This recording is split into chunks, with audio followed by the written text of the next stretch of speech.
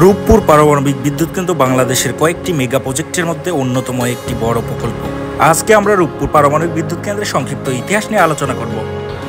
1961 সালে রূপপুর পারমাণবিক বিদ্যুৎ কেন্দ্র নির্মাণের প্রথম উদ্যোগ নেওয়া হয় তৎকালীন পাকিস্তানের আমলে। 1962 থেকে 1968 সালে পাবনা জেলার ঈশ্বরদী থানার পদ্মা নদী তীরবর্তী রূপপুরকে দেশের প্রথম পারমাণবিক বিদ্যুৎ কেন্দ্রের স্থান হিসেবে নির্বাচন করা হয়। একাধিক সমীক্ষার মাধ্যমে সংশ্লিষ্ট প্রকল্পের যথার্থতা যাচাই করা হয়। পারমাণবিক বিদ্যুৎ প্রকল্পের জন্য প্রথমে 260 একর এবং আবাসিক এলাকার জন্য 32 একর জমি অধিগ্রহণ করা হয়। ভূমি উন্নয়ন অফিস, রেস্ট হাউস, বৈদ্যুতিক সাবস্টেশন ও কিছু আবাসিক ইউনিটের নির্মাণ কাজ আংশিক সম্পন্ন করা হয়। 1969 থেকে 70 সালে 200 মেগাওয়াট বিদ্যুৎ উৎপাদনের এই প্রকল্প বাস্তবায়নের সিদ্ধান্ত তৎকালীন পাকিস্তান সরকার বাতিল করে দেয়। 1972 থেকে 75 সালের মধ্যে স্বাধীন বাংলাদেশের প্রধানমন্ত্রী শেখ মুজিবুর রহমানের সময় 200 মেগাওয়াট বিদ্যুৎ উৎপাদনের জন্য একটি পারমাণবিক বিদ্যুৎ কেন্দ্র নির্মাণের প্রথম উদ্যোগ গ্রহণ করা হয়। 1977 থেকে 86 সালে মেসার সোফরাটম কর্তৃক পরিচালিত ফিজিবিলিটি স্টাডির মাধ্যমে রূপপুর পারমাণবিক বিদ্যুৎ কেন্দ্রের প্রকল্প বাস্তবায়ন যৌক্তিক বলে বিবেচিত মনে হয়। এরপর দেশের একনেক কর্তৃক পারমাণবিক বিদ্যুৎ কেন্দ্র 125 মেগাওয়াট নির্মাণ সংক্রান্ত একটি প্রকল্প অনুমোদন করা হয়, কিন্তু বিভিন্ন সীমাবদ্ধতার কারণে প্রকল্পটিতে আর বাস্তবায়িত হয়নি।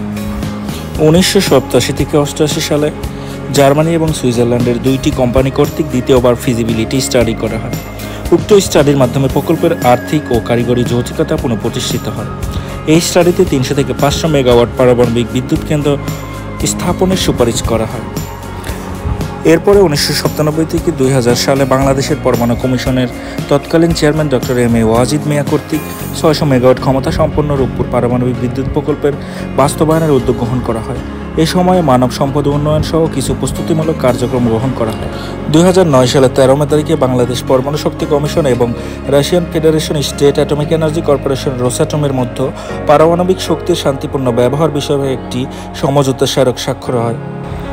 2013 সালে মাননীয় প্রধানমন্ত্রী রাশিয়ান ফেডারেশন সফরকালে 15 জানুয়ারি রূপপুর পারমাণবিক বিদ্যুৎ কেন্দ্রের প্রপার্টি স্টেট অব কনস্ট্রাকশন কার্যাদি সম্পাদনের জন্য স্টেট এক্সপোর্ট ক্রেডিট চুক্তি স্বাক্ষরিত করেন।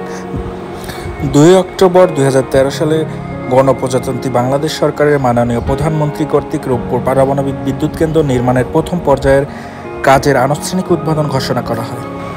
15 মার্চ 2017 সালে বাংলাদেশ এবং রাশিয়ান ফেডারেশনের মধ্যে রূপপুর পারমাণবিক বিদ্যুৎ কেন্দ্রের স্পেন্ট ফুয়েল রাশিয়ায় ফিরিয়ে নিতে পারস্পরিক সহায়তা সংক্রান্ত একটি সহযোগিতা চুক্তি স্বাক্ষরিত হয়।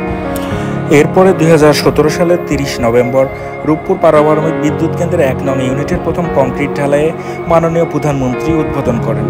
এর মাধ্যমে বাংলাদেশের পারমাণবিক বিদ্যুৎ কেন্দ্রের নির্মাণের পথে পা দিয়েছে এবং এর মাধ্যমে বাংলাদেশ পারমাণবিক বিদ্যুৎ ক্লাবে পদার্পণ করেছে।